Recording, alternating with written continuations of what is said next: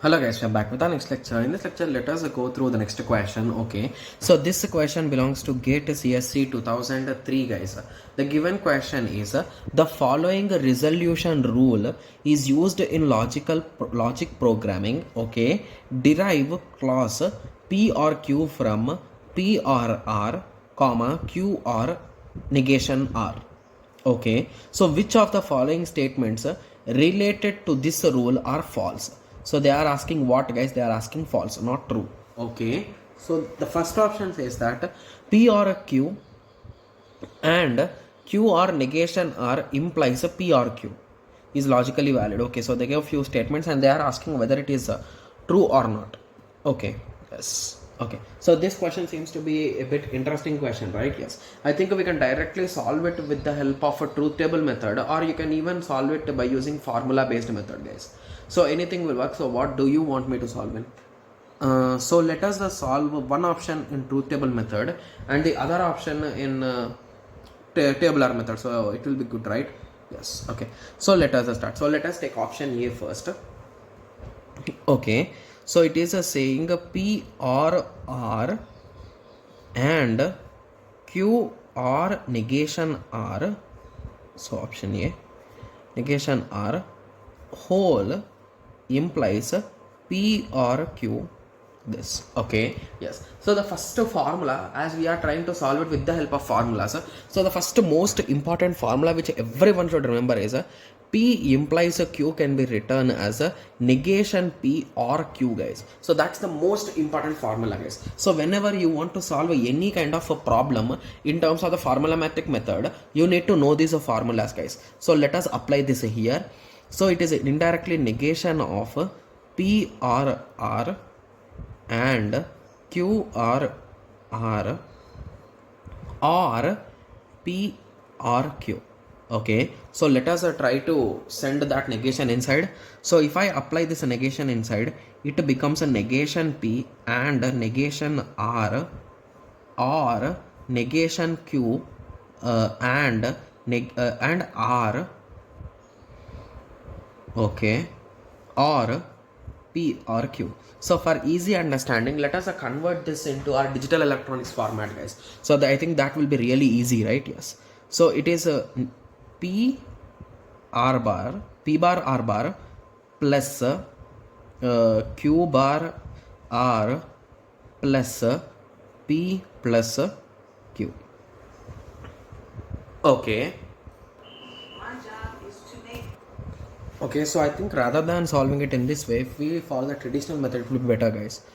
Okay, so what option A is saying exactly, guys? They are saying P or R with Q or negation R. Both of them are individually true because those are premises, right? And this is the conclusion. So if both of them are true, they are saying P or Q is also true. Indirectly valid means what, guys? So valid will have only one case, that is true. That's it, right? Yes.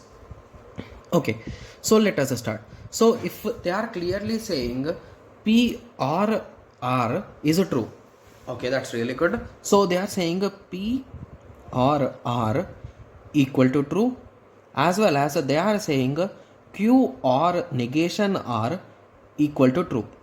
If both of these are true, they are saying P or Q will also be true.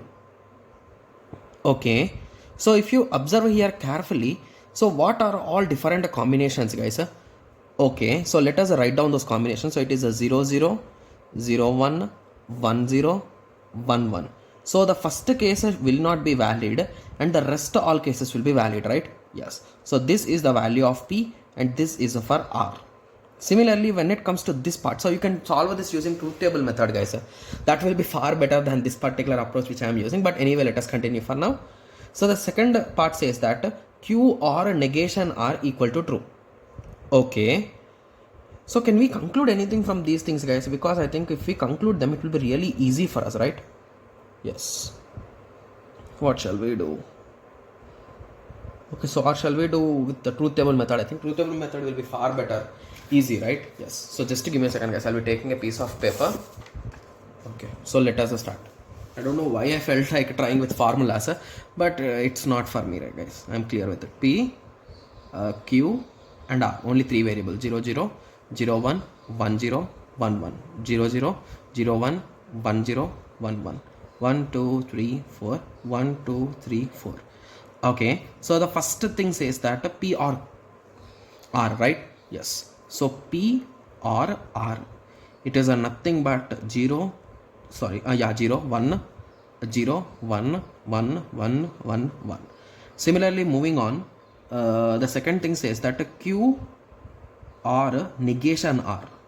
Okay, so shall we write negation R also? Let us write it. 1 0 1 0 1 0 1 0. Nice. Q with the negation R or operation. So it will be 1 0 1 1 1 0 1 1. Okay, so now I need to perform an AND operation between these two guys. So it is a 0 0 0 1 1 0 1 1. Okay, so these two should be true for sure, right? Yes, so those are nothing but premises we say. So with that understanding, you can eliminate these particular rows, right? Yes, so now we need to calculate P or Q. Okay, so P or Q. So what is a P or Q, guys? Or shall we calculate for a whole thing? Okay, so let us calculate for a whole thing.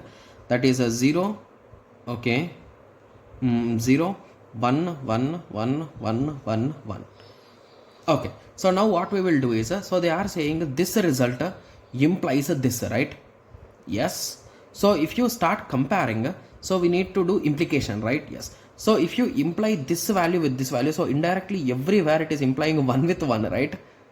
Okay, so with that understanding, you can say that the final result which we will get is a 4 ones, right? So 4 rows have been selected and we got 4 ones. So I think this option is absolutely true, right? Because it is valid, right? Yes, it took 2 minutes, guys. That is the reason why truth table method will be far easy, guys. Okay, so now what B is saying? So B is saying if a P or a Q is a true, okay, if a P or a Q is a true, so means here, here, here, here, here, and here, implies, so if this part is true, it will imply P or R, whereas P or R here, and so this with and with this will be true. So basically check, guys. So if here there are total how many, 1 2 3 4 5 6 different locations. So if here it is true, here it will be true, it is saying, because it is saying valid, right? If you compare, here there is a fault, here there is a fault. So just with that understanding, you can say that option B is a false, right? Yes. So now let us check option C. So option C says that P or Q is satisfiable. So to be clear, satisfiable could be could give two meanings, guys. So the first meaning of satisfiability is so everything is a true, guys, and the second meaning of satisfiability is a mixture of a true and false. Okay, so they are saying this is a satisfiable.